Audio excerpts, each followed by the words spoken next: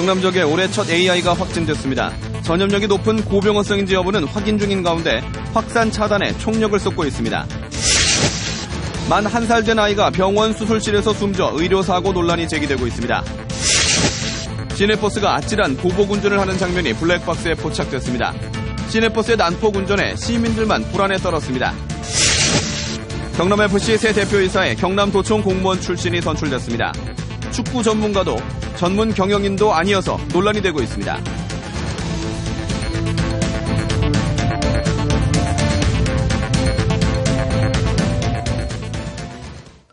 안녕하십니까. 이어서 경남 소식입니다. 경남 지역의 올해 첫 조류 인플루엔자 AI가 확진돼 전염력이 높은 고병원성인지 여부가 확인 중입니다. 방역당국은 오늘 오리 14,000마리를 매몰 처리하는 등 확산 차단에 주력하고 있습니다. 천연수 기자의 보도입니다.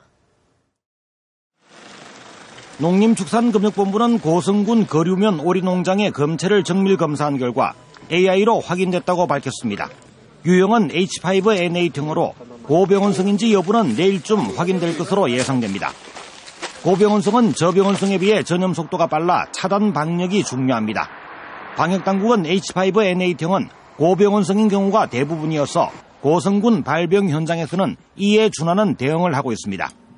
경상남도는 AI 발병 농장의 오리 14,000마리를 모두 매몰 처분했습니다. 이 농장 주변으로는 반경 500m 이내에 닭과 오리 10만 마리, 10km 구간에 18만 마리 등 100열 농가에서 28만 마리를 사육하고 있습니다. 경상남도는 고병원성 AI로 확인되면 10km 이내 닭과 오리의 이동을 전면 통제하고 소독 등 방역과 예찰을 엄격히 할 예정입니다. 경남에서는 지난해 1월 밀양, 12월 양산에서 AI가 발병했지만 차단 방역에 성공해 발병 농가 이외로는 확산되지 않았습니다.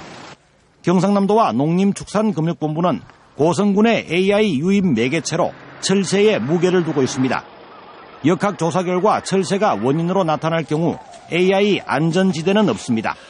차단 방역을 하더라도 추가 발병의 가능성은 여전하기 때문에 방역당국을 긴장시키고 있습니다. KBS 뉴스 전혜수입니다.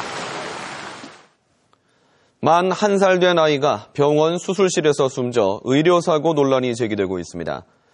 20년 만에 어렵게 아이를 가졌던 부부는 망연자실해 있습니다. 보도에 손원혁 기자입니다. 40대 부부인 최태일, 엄미경 씨에게 결혼 20년 만에 가진 아들 최구는 축복이었습니다. 하지만 오래 가지 못했습니다.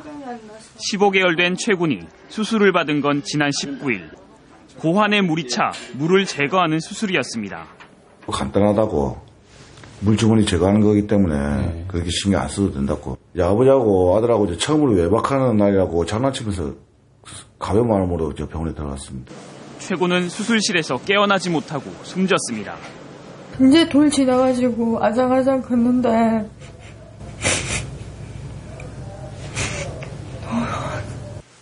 의료 기록지에는 당시 다급했던 상황이 그대로 드러납니다. 심박수가 떨어지기 시작하면서 30여 분 동안 기관지 확장제와 혈압과 심박수를 높이기 위한 약물이 계속 투입됐습니다. 심폐소생술도 소용이 없었습니다. 부부는 의료사고를 의심하고 있습니다. 눈물이 안 납니다. 지금 눈물이 말라가지고. 누구 하나 의사들이 속 시원하게 뭐 좀 대접 좀 해줄 텐데. 병원 측은 수술에는 문제가 없었으며 마취에서 깨는 과정에서 일어난 이례적인 현상이라고 설명합니다. 기관지 경련으로 기관지 폐쇄가 왔고 이에 따른 일반적인 조치에도 아이가 반응하지 않았다는 겁니다. 예측도 할 수 없었고요. 감기에 걸린 것도 아니고 천식환자였던 것도 아니고 기관지 경련이 흔하게 30% 정도 오거든요. 그런 경우에 대부분 돌아오는데 경찰은 최군에 대한 조직검사 등 국과수 부검 결과가 나오는 대로 관계자들을 상대로 의료사고 여부를 수사할 계획입니다. KBS 뉴스 손원혁입니다. 많은 시민을 태운 시내버스 기사가 자신의 차량을 앞질렀다는 이유로 아찔한 보복운전을 하는 장면이 블랙박스에 포착됐습니다. 서로 양보와 배려가 부족했습니다만 특히 시민의 안전을 책임져야 할 시내버스의 난폭운전이 사그라들지 않고 있어 행정당국의 적극적인 대책이 아쉽습니다. 김준원 기자가 취재했습니다. 도로 위를 달리던 승용차 옆으로 시내버스 한 대가 접근하더니 차선을 조금씩 침범합니다. 버스는 대책도 없이 갑자기 승용차 앞으로 끼어들어 아찔한 장면을 연출합니다. 버스가 갑자기 끼어드는 바람에 승용차는 이곳까지 밀려와 보도블럭과 부딪힐 뻔했습니다. 깜빡이도 안 넣고 굉장히 타이트한 상태에서 들어왔기 때문에 제가 좀 많이 놀랐죠. 그냥 저도 확 차 세워가지고 한 대 때리고 싶죠. 1km 전 교차로에서 신호를 받고 막 직진하려던 시내버스 앞으로 이 승용차가 우회전하며 앞을 가로막은 것이 원인. 피해 운전자는 물론 탑승객 안전은 안중에도 없었습니다. 좀 양보하면 안 됩니까? 도로교통법상 아무리 난폭하게 보복 운전을 해도 교통사고가 나지 않으면 처벌이 어렵습니다. 가해 버스 기사를 행정당국에 신고를 하더라도 처벌은 교육이 전부입니다. 5시간씩 의무적으로 보수교육을 받도록 되어 있고 위반 사항이 드러날 경우에는 해당 기사님들을 불러서 교육도 집중적으로 개별적으로. 2013년 창원 지역 시내버스 업체의 운전자 교육 이수율은 39%. 삼진아웃제 같은 특단의 대책이 시급합니다. KBS 뉴스 김준원입니다. 경남FC 대표이사에 축구 전문가도 전문 경영인도 아닌 경남도청 공무원 출신이 선출됐습니다. 이에 따라 경상남도가 구단을 살릴 의지는 있는 것인지 시대에 역행한다는 지적이 잇따르고 있습니다. 김대진 기자의 보도입니다. 지난해 울산 현대에서 6억 원대 연봉을 받던 김영광이 3분의 1도 안 되는 몸값에 경남으로 임대됐습니다. 주전에서 밀려 출장 기회를 잡지 못하던 점을 파고든 계약이었습니다. 중국 리그에 있던 스타야노비치와 조원희 등 대여급 선수들을 3분의 1 연봉으로 데려온 것도 이 같은 정보와 계약 노하우, 바로 프로구단 경영입니다. 일부 리그 기업 구단들은 이미 이 같은 전문가나 전문 경영인 체제로 자리를 잡았습니다. 1부와 2부 시도민 구단 12개 가운데서도 구단주인 시장이 사장을 겸임하고 있는 안양과 수원FC를 빼고 10개 구단 가운데 인천과 경남 2곳만 공무원 출신입니다. 그만큼 시대에 역행한다는 얘기입니다. 프로구단이 좀 전문성을 갖춰야 되는데 해당 지자체나 정치적인 그 색깔로 이렇게 들어오는 경우는 바람직하지가 않고 정책을 세우거나 구단이 꾸준히 나가는데 굉장히 어려움이 많죠. 구단 예산은 절반 이하로 떨어졌는데 감독은 연봉 2억의 성리수당, 활동비, 차량과 집이 제공됩니다. 다른 2부 리그 감독들의 배 수준입니다. 경남FC 선수단 전체 연봉은 19억, 이 가운데 코칭 스텝 연봉이 5억을 차지합니다. 또 경남도가 만들어낸 사무국 체제는 경영홍보팀과 선수 육성팀, 경영홍보팀 직원 서너 명이 총무와 인사, 노무, 홍보, 마케팅까지 맡아야 하는 구조입니다. 이 같은 경남도의 비상식적인 운영에 사무국 직원 대부분이 스스로 사표를 내고 떠나고 있습니다. 대표이사 한 사람에 팀장 2사람, 직원들 몇 명 가지고 이렇게 일을 해야 된다고 그러더라고요. 선수 관련해서 선수 계약할 선수 사고 올 사람 아무도 없잖아요. 전원 사표 제출, 구단 감사, 감독 선임, 대표이사 선임, 프로구단 전체 운영 청사진이 축구와는 거리가 먼 구단주 한마디에 따라 움직이고 있습니다. KBS 뉴스 김대진입니다. 해외 농산물 수입이 늘면서 우리 농업의 경쟁력 강화를 위해 농산물 유통이 어느 때보다 중요해지고 있습니다. 이런 가운데 진주 지역 농협들이 유통 조직을 만들어 유통 혁신에 나서면서 해마다 매출을 100억씩 늘리고 있어 관심을 끌고 있습니다. 송현준 기자가 보도합니다. 올해로 30년 넘게 고추 농사를 짓고 있는 이현재 씨. 예전에는 고추 수확부터 선별과 포장은 물론 판매까지 신경 써야 했습니다. 하지만 요즘은 수확에만 집중하면 그만입니다. 나머지 공정은 공동법인에서 맡아서 하기 때문입니다. 출하처를 우리가 여기서 분산시키기 때문에 한참에 안 모이 들어갈 수 있고 또 그 다음에 이제 어느 정도 출하 조정을 할 수 있고.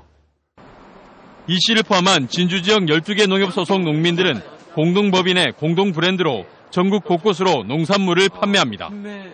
고추와 파프리카, 딸기 등 10여 가지 품목의 판매액은 지난 2010년 200억 원 매출을 시작으로 해마다 100억 원씩 늘어 지난해에는 638억 원의 매출을 기록했습니다. 거래 규모가 커지면서 농산물은 제값을 받고 인건비와 운송비도 크게 절감했습니다. 유통비용 절감을 할 수 있는 게 제일점입니다.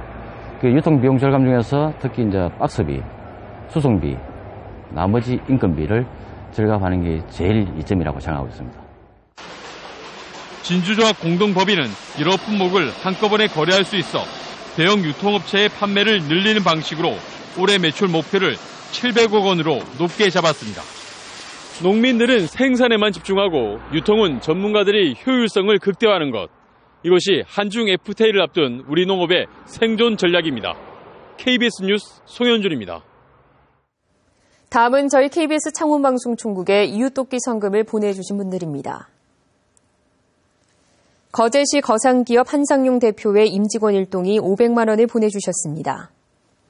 창원시 주식회사 대건테크 대표이사회 임직원 일동 300만 원, 합천군 야로면 주식회사 코로나텍스타일 김원주 대표이사 300만 원, 창녕군 부곡농업협동조합 이명원 조합장회 임직원 일동이 215만 2천 원, 의령군 남산주유소 강원덕 씨가 200만 원을 맡겨주셨습니다.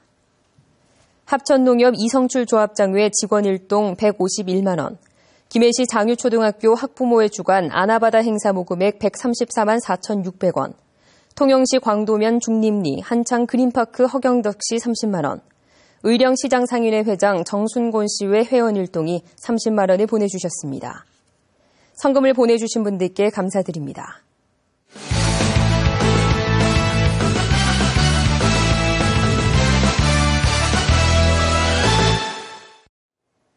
주요 단신입니다. 지난해 경남 지역의 무역 수지가 243억 달러 흑자를 기록했습니다. 창원세관은 지난해 경남은 511억 달러를 수출하고 268억 달러를 수입해 무역 수지가 243억 달러 흑자를 기록해 2013년보다 무역 수지 흑자가 4.2% 늘어났다고 밝혔습니다. 그러나 이 같은 흑자 증가는 지난해 수출은 1.4% 감소한 데 비해 수입이 5.9% 감소한 데 따른 것으로 이른바 불황형 흑자의 모습을 나타냈습니다. 창원지법 제4민사부는 환경미화원 김종현 씨 등 249명이 창원시를 상대로 제기한 통상임금 차액 지급 소송에서 시는 차액 43억 원을 지급하라고 판결했습니다. 재판부는 그러나 명절 상여금은 고정급이 아니라는 이유로 차액 산정에서 뺐습니다. 재판부는 정기 상여금과 같이 일정한 주기로 지급되는 임금은 지급 주기가 1개월을 넘는다고 해서 그 임금이 통상임금에서 제외된다고 할 수 없다고 밝혔습니다. 마산 중부경찰서는 오늘 서장실에서 지난 20일 창원시 진동면 현금 인출기에서 50대 여성을 흉기로 위협해 현금을 빼앗으려 한 강도범을 추격해 붙잡은 박중욱, 이현수, 박동학 씨 3명에게 용감한 시민장과 범죄신고 보상금을 지급했습니다. 용감한 시민장은 살인과 강도, 절도 등 범인을 검거하거나 단서 제공으로 사건 해결에 기여한 사람에게 경찰청장 등이 발급하는 것으로 공적의 내용에 따라 경찰 공무원 특별 채용 등의 혜택이 있습니다. 창원 중부경찰서는 자신이 일하던 백화점 여성의류 매장에서 수천만 원어치의 옷을 빼돌린 혐의로 34살 강모 씨를 붙잡아 조사하고 있습니다.